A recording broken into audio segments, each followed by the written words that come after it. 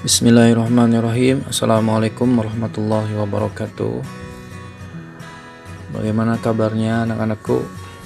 Selama pandemi ini semoga kalian dalam keadaan sehat walafiat. Sekarang kita lanjutkan materi pembahasan kita mengenai listrik statis. Listrik statis di pelajaran waktu di SMP sudah kalian kenal dan sudah kalian pelajari, ya. Seperti percobaan sederhana yang mungkin pernah kalian lakukan waktu di SMP, seperti menggosok-gosokkan penggaris ke rambut, kemudian didekatkan ujung penggaris tersebut ke sobekan kertas. Yang terjadi adalah sobekan kertas yang kecil-kecil itu terangkat atau tertarik dan menempel di ujung penggaris tersebut. Nah, itu adalah salah satu fenomena listrik statis. Yang pertama yang akan kita bahas, mengulang kembali pelajaran waktu di SMP mengenai benda bermuatan listrik. Listrik adalah bentuk energi. Pada dasarnya ada dua macam, ada yang statis, ada yang dinamis. Yang statis berarti listriknya dalam keadaan diam, sedangkan kalau dinamis berarti bergerak atau mengalir. Nah, akan kita bahas sekarang adalah mengenai listrik statis. Nah, ini adalah fenomena yang udah pernah kalian praktekkan mungkin waktu di SMP. Di sini gambarnya ada bulu yang terangkat oleh batu, ya, terangkat oleh batu dan menempel di batu tersebut. Nah, batu ini sudah menjadi benda yang bermuatan listrik. Nah, gejala tersebut dinamakan gejala kelistrikan, ya. Jadi ketika plastik atau kaca yang digosokkan pada kain sehingga bulu atau sobekan tersebut bisa terangkat atau menempel di plastik atau kaca tersebut, itu adalah gejala kelistrikan. Gejala kelistrikan itu adalah perubahan jumlah elektron benda yang ada di benda, maksudnya, ya, sehingga benda tersebut bisa kelebihan elektron. Perubahan jumlah itu bisa terjadi kelebihan elektron sehingga benda tersebut bermuatan negatif, atau benda tersebut malah sebaliknya kekurangan elektron, ya, sehingga dia bermuatan positif. Nah, di SMP juga kalian sudah mengenal mengenai benda bermuatan listrik. Ada yang bermuatan listrik positif, negatif. Dikatakan bermuatan positif itu karena kekurangan elektron, dikatakan sebagai bermuatan negatif itu karena kelebihan elektron. Sedangkan benda yang tidak bermuatan listrik atau dikatakan benda tersebut netral itu karena jumlah proton dan elektron yang berada di dalam benda tersebut jumlahnya sama. Nah, gejala kelistrikan ini diungkapkan fenomenanya pertama kali oleh Benjamin Franklin, ya. Gejalanya itu bisa terjadi tolak menolak atau tarik menarik. Tolak menolak ini terjadi itu jika benda bermuatan listriknya sejenis, seperti positif dengan positif didekatkan akan tolak menolak, negatif dengan negatif didekatkan akan tolak menolak. Sebaliknya, jika muatan tersebut berbeda jenis, positif dengan negatif didekatkan, maka yang akan terjadi tarik menarik. Nah, pernyataan ini itu diungkapkan oleh pertama kali oleh Benjamin Franklin. Berikutnya mengenai hukum Coulomb.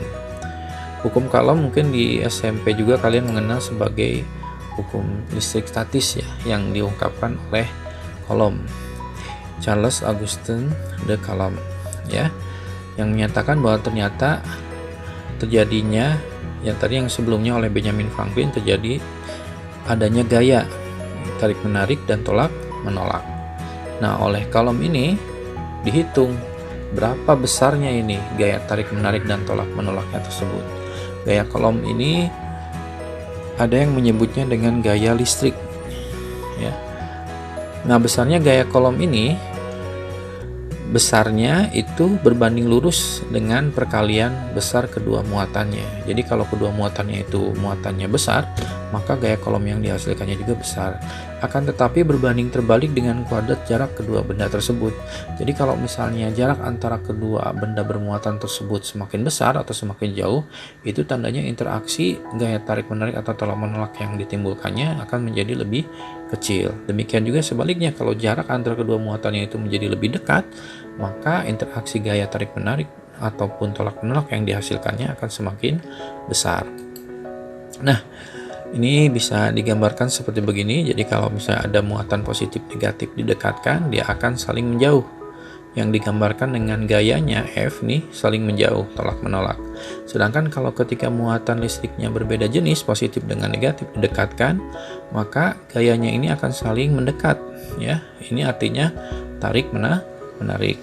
Nah, R ini adalah jarak antara kedua muatan tersebut, sehingga dirumuskan dalam persamaan matematis untuk mencari besar gaya listrik atau gaya kolomnya itu K Q1 kalikan Q2 tadi, karena sub F itu gaya listriknya sebanding dengan perkalian dua muatan tersebut, berarti F berbanding lurus dengan Q1 dengan Q2 per dibagi dengan R kuadrat berbanding terbalik dengan kuadrat jarak kedua benda tersebut. Nah, untuk lebih jelasnya kita bahas salah satu contoh soal yang ada di ujian nasional di tahun 2017. Di sini ada dua buah muatan diletakkan seperti pada gambar berikut. Nah, di sini ada dua muatan positif dan negatif berjarak 50 cm. Pada posisi tersebut, pada jarak 50 cm nih dihasilkan gaya sebesar F Newton. Di sini diketahui K-nya 9 kali 10 pangkat 9. Ini konstanta kesebandingannya. Sedangkan 1 mikrokolom itu sebanding dengan 10 pangkat min 6 kolom. Nah, di sini yang ditanyakan supaya gaya tarik menarik menjadi 1/9 F Newton berarti menjadi lebih kecil nih. Maka jarak kedua muatan harus diperbesar menjadi berapa? Nah, jadi kalau diperbesar berarti harus lebih dari 50 cm. Nah, sekarang berapa nih? Ya, kita bahas bersama. Tadi kalau menyatakan bahwa besar gaya listriknya itu, nah sini Bapak garis bawahi dan berwarna merah. Gaya listrik itu berbanding terbalik, salah satunya berbanding terbalik dengan kuadrat jarak kedua benda tersebut. Sehingga dapat dituliskan seperti begini. F berbanding terbalik dengan jarak kedua benda tersebut, 1/R kuadrat. Nah, pada keadaan pertama di sini jarak antara kedua muatan ini 50 cm, R1-nya 50 cm, gaya yang dihasilkannya yaitu sebesar F. Maka dituliskannya F-nya kita tulis tetap F berbanding dengan 1/R kuadrat, R-nya tadi 50 cm. Nah, sekarang pada keadaan kedua, R2-nya X, karena kita sedang mencari berapa besarnya nih X-nya. Dan gaya yang dihasilkannya menjadi 1/9 F. Berarti F2-nya pada keadaan keduanya F-nya 1/9 F, atau bisa kita tulis F dikalikan 1F berarti F/9, sehingga kita tuliskan F-nya kita ganti jadi F/9 kemudian 1/R kuadrat berarti 1/X kuadrat. Nah, dengan perbandingan dihasilkan, kita tinggal main perbandingan aja, berarti F banding F banding per 9 ya, F banding F/9 sama dengan F itu sebanding dengan 1/50, 1/50 banding F/9 itu sebanding dengan 1/X kuadrat, berarti banding 1/X kuadrat. Nah, ini permainan matematis saja, banding itu kan tidak lain adalah bagi, maka F bagi F/9, nah baginya kita rubah jadi kali, maka F/9-nya kita balik menjadi 9-nya ada di atas, 9/F sama dengan 1/50 kuadrat. Nah, baginya kita rubah jadi kali, sehingga ini dibalik lagi, X kuadratnya ada di atas per 1. Nah, kemudian F-nya ini F dibagi F, kita coret saja, berarti sisanya 9 sama dengan, nah ini 1 dikalikan X kuadrat per 50 kuadrat kali 1, 50 kuadrat. Setiap bilangan apapun kalau dikalikan 1 hasilnya bilangan itu ya. 50 kuadrat dikali 1 berarti hasilnya 50 kuadrat. Berikutnya 9 itu tidak lain adalah 3 pangkat 2, berarti sama dengan X kuadrat per 50 kuadrat, kita tulis lagi. Nah, sekarang pangkat 2 nya kita hapus sehingga hasilnya 3 sama dengan X per 50. Maka X nya kita kalikan silang aja, 3 kali 50, maka X nya 150 cm, atau kalau kita rubah dalam meter 1,5 meter. Materi berikutnya mengenai medan listrik atau disimbolkan dengan E. Pertama kali ini diungkapkan oleh Faraday, ternyata benda yang bermuatan listrik itu di sekitarnya, di daerah sekitarnya itu terdapat medan listrik. Suatu medan listrik yang keluar dari setiap muatan itu menyebar ke seluruh ruangan. Nah, jadi kalau digambarkan seperti berikut. Di sini ada muatan positif, diingat baik-baik arahnya. Jika muatannya positif, maka arah medannya itu menjauhi muatan, ya, atau menyebar keluar. Sedangkan kalau muatannya negatif, maka arah medan listriknya itu mengumpul masuk atau mendekati muatan. Nah, ini ingat baik-baik ya oleh kalian mengenai penentuan arah medan listrik pada muatan positif dan muatan negatif. Jadi kalau muatan positif, arah medan listriknya menjauhi muatannya, sedangkan kalau misalnya muatannya negatif, maka arah medan listriknya mendekati atau masuk ke muatan listriknya tersebut ya. Nah, untuk menentukan besar muatan listriknya dapat dihitung melalui persamaan. Ada dua nih, bisa E sama dengan F dibagi Q. F-nya ini adalah gaya listriknya ya, gaya kolom, sedangkan Q itu adalah muatan ujinya. Atau bisa pakai yang satu lagi K per R kuadrat ya, Q-nya muatan, R-nya itu jarak dari suatu titik ke muatan tersebut. Kita langsung saja ke contoh soal. Ada soal ujian nasional tahun 2014. Di sini ada dua buah muatan, Q1 dan Q2 berjarak 10 cm. Besarnya muatan pertama 5 mikrokolom dan Q2 min 5 mikrokolom. Nah, di sini mikro itu sebanding atau sama dengan 10 pangkat min 6 ya, kolom. Nah, muatan Q3, kemudian ada muatan yang ketiganya, diletakkan pada jarak 5 cm dari Q2. Berarti di antara A dan B ini diletakkan suatu muatan listrik ya. Maka kuat medan listrik pada muatan Q3 itu menjadi berapa? Jadi kalau misalnya kita uraikan seperti begini, Bapak gambar kembali, perbesar. Jadi ada muatan Q3 ini di tengah-tengah ya. Q3 ini berjarak ke muatan 2 itu 5 cm. Karena dari A ke B 10 cm, maka sisanya dari muatan ke-1 ke Q3, muatan Q3 itu berarti 5 cm karena jarak dari A ke B 10 cm. Kemudian, nah ini adalah arah medan listrik oleh muatan pertama terhadap muatan ketiga. Kenapa arahnya ke kanan? Karena muatan pertama ini bermuatan positif. Nah, tanda positif kan biasanya tidak dituliskan.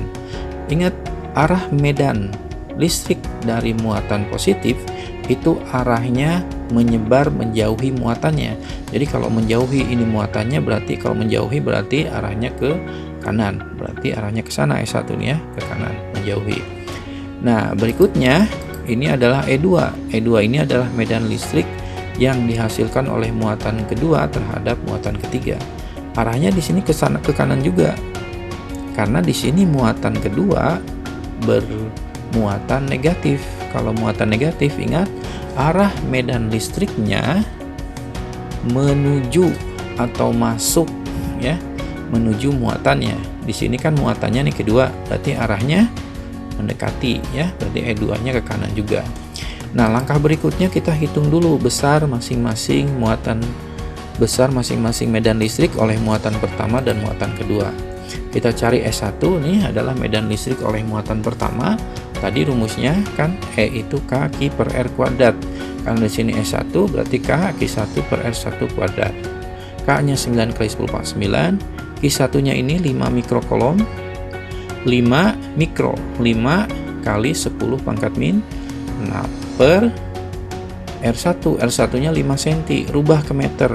Berarti 5 kali 10 pangkat min 2 pangkat 2 sama dengan, nah ini tinggal permainan matematis saja. 9 kali 5 45, 10 pangkat 9 dikali 10 pangkat min 6, maka pangkatnya tinggal jumlahkan aja. 9 tambah min 6 itu 3, berarti menjadi 10 pangkat 3 dibagi 5 kuadrat. 5 kali 5 25, 10 pangkat min 2 dikuadratkan 10 pangkat min 4. Nah, kemudian 45 dibagi 25 1,8, 10 pangkat 3 dibagi 10 pangkat min 4. Nah, min 4 nih pindah ke atas kan, jadi positif. Nah, positif 4 ditambah 3 berarti jadi 10 pangkat 7. Nah, sekarang medan listrik yang dihasilkan oleh muatan kedua atau E2 itu sama besarnya dengan medan listrik yang dihasilkan oleh muatan pertama, karena besarnya Q2 dan R2 itu sama. K-nya 9 × 9, Q2-nya sama 5 mikrokolom.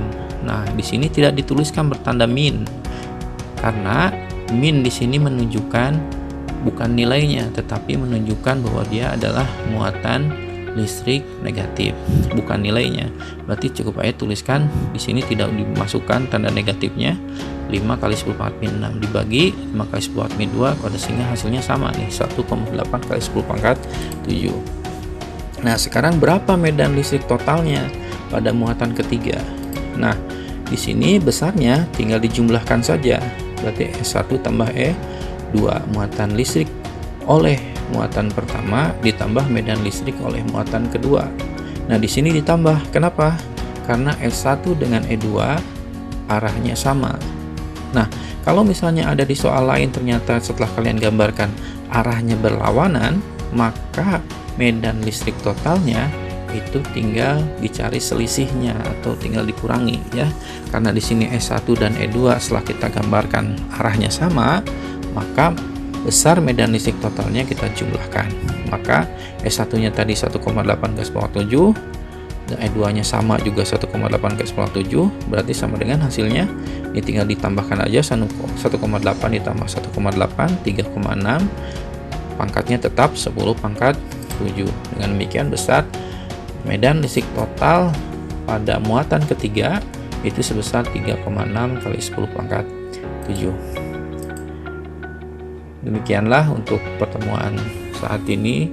Untuk pertemuan kedua mengenai bab 2 listrik statis nanti akan dilanjutkan di minggu depan di video pembelajaran yang kedua. Terima kasih.